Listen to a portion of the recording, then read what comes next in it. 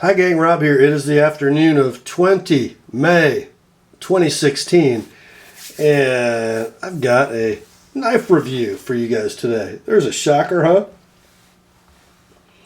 And here's another one. It's going to be on a Bark River fixed blade knife. Oh, it seems to be a disease that I have contracted. My recently acquired, going on a year now, love of these gems from the UP of Michigan. Here it is. This is the brand new 2016 production Bark River Mini Aurora.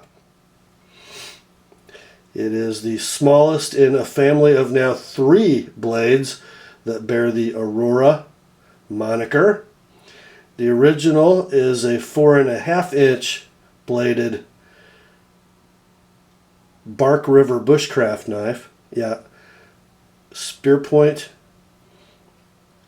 bushcraft blade, but not with a Scandi grind. We've had this discussion before. These are convex ground from about 3/4 of the height of the blade down. And I think they make an excellent woods implement. So the original Aurora, a 4.5 inch blade with about a 5 inch handle.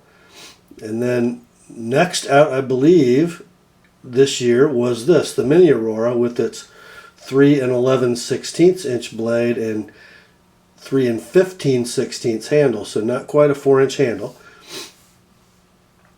In 130 stock of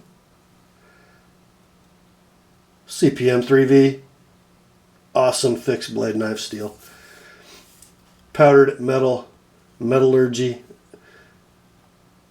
large carbides of tungsten and vanadium, just enough chromium to keep it relatively stainless, just under 8% chromium in 3V, but because the vanadium and the tungsten do most of the work in carbide formation with the carbon in the blade, the chromium is pretty much all free to roam and prevent rust, and it resists rust adequately.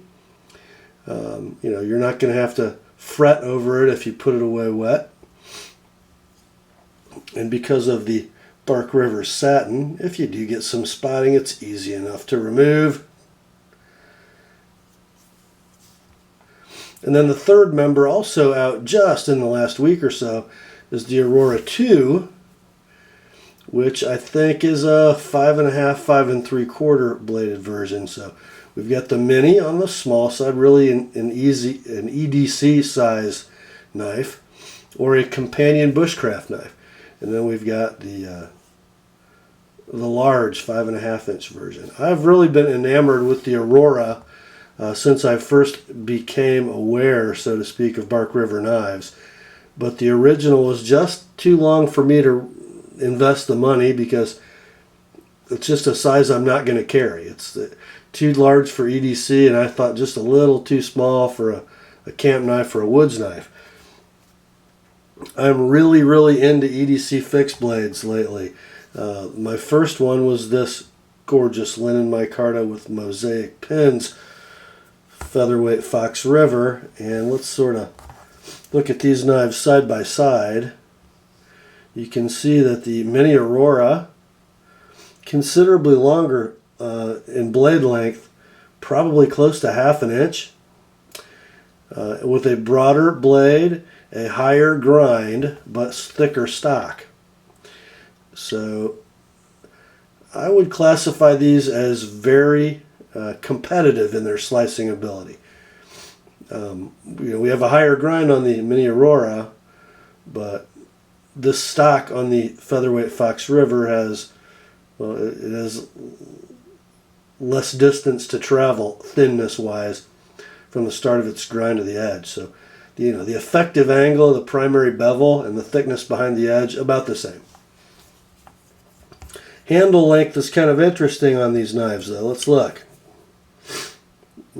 Line up the front of the handle and you can see the featherweight Fox River has a longer handle, but not really.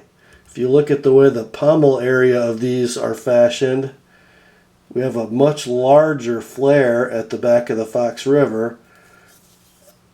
So when I look at these knives sort of belly to belly, and I line up the front of the finger choils, it's kind of hard to tell, but the Mini Aurora is just a tick longer to this point. So it gives you a full 4-finger grip in a hammer or in a saber grip and a hammer grip. In a forward pinch grip, it lets me get all 4 fingers on a little more easily than the featherweight Fox River does. I'm just a little less cramped on the Mini Aurora. And you can sort of go back for that pinch grip and hang the pinky over the pommel on both of them too. Very similar in effective size. I guess you could say the featherweight Fox River is a little bit better hunting blade, a little bit better bushcraft blade for the Mini Aurora. Definitely worth having both. And sort of in honor of Mike Stewart, founder, proprietor, czar of Bark River Knives, I went with the black canvas micarta with some red liners for a pop of color. Most of this handle portion is standard Bark River fare, the Coke bottle shape, narrow at the front for pinching. Let's see, I don't know where this balanced. Let's look.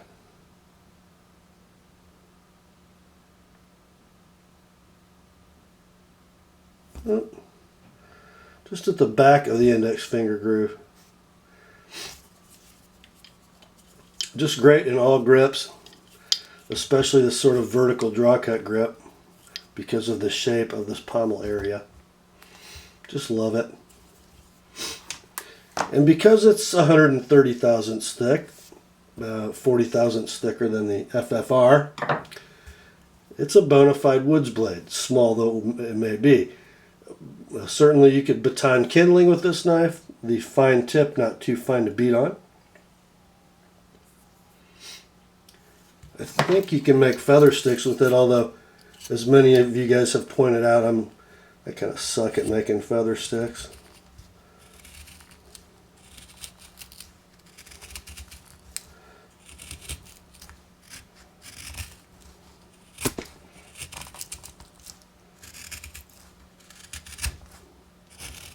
Oh, well, not so bad.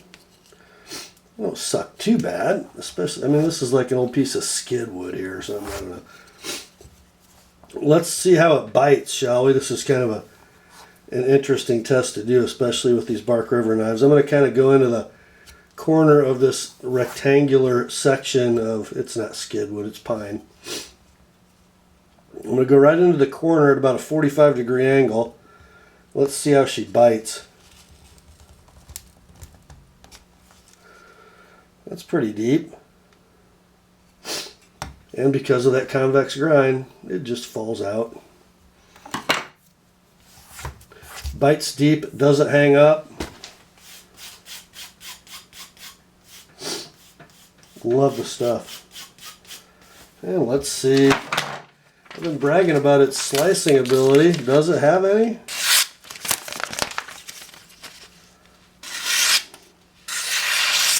I would say so. Will it push? I guess it will. I've really been impressed. This is the second Bark River I've purchased in 3V steel, and I've really been impressed at how fine an edge it takes. And of course the toughness is not in question, nor is the edge retention. Just great stuff. Kind of like it. Let's look at the sheath. And as we're talking about the carry combo, the knife weighs 3.3 ounces. The sheath 2.2, so altogether we have a 5.5 ounce carry weight, and then we've also got the The built-in loop for a fire steel. Nice 90-degree spine with just enough corner to throw good sparks without, cutting your finger if you're using the knife thusly. One thing, and this is, if there's a problem in the execution, the fit and finish of a Bark River knife, some models, it's right here. Sometimes they don't give us enough sharpening notch, some knives none. The plunges are usually not very symmetrical, and you can see the left side of your screen, that plunge starts farther out toward the tip than on the right, and I have enhanced this notch just a little bit, and you can see, even having done so, the blade does thicken a little bit at the base. See, my polished apex sort of broadens at the back. There's a little flare. I don't know if you can pick that up. Cutting edge drops down just ever so slightly. Because of that thickening material, I could go in and fix that if I wanted to, but the rest of my edge is just so darn pretty. I don't want to go after it again. But other than that, the fit and finish on the knife is absolute perfection. Everything is flush. Angles are all dead square. Nothing to catch a finger on. Just brilliant execution as usual.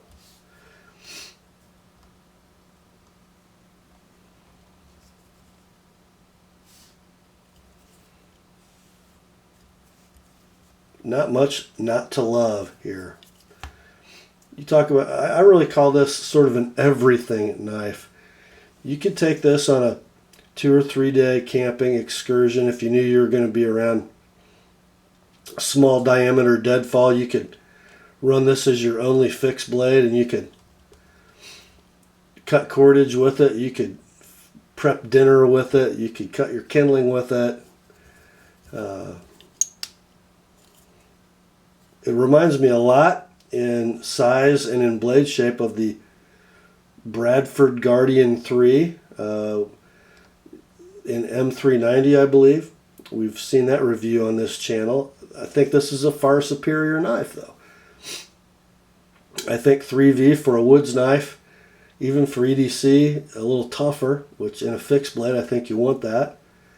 The handle, obviously on the Bark River, is quite a bit superior to the Bradford.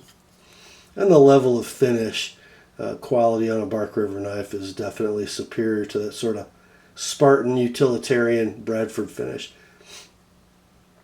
But, you're probably, depending on how you trim these out, they're going to run anywhere from $220 to $300. So, $70 to $100 to $150 more than a Bradford Guardian. But I think very similar knives. Don't have as many carry options, don't have that horizontal option with the mini Aurora that you do with the Bradford, but you do if you use this portion of the loop like that, it's going to give you a vertical carry. Of course, mine is a lefty sheath. If you run the belt through all the way, it sort of cants the sheath, and then you can carry it on your offside for cross draw. So not horizontal carry, but cross draw option is available. Insertion is easy on this one. Retention more than adequate. My sheath is wearing a coat of Obanoff's leather preservative, the same thing that's on my mat.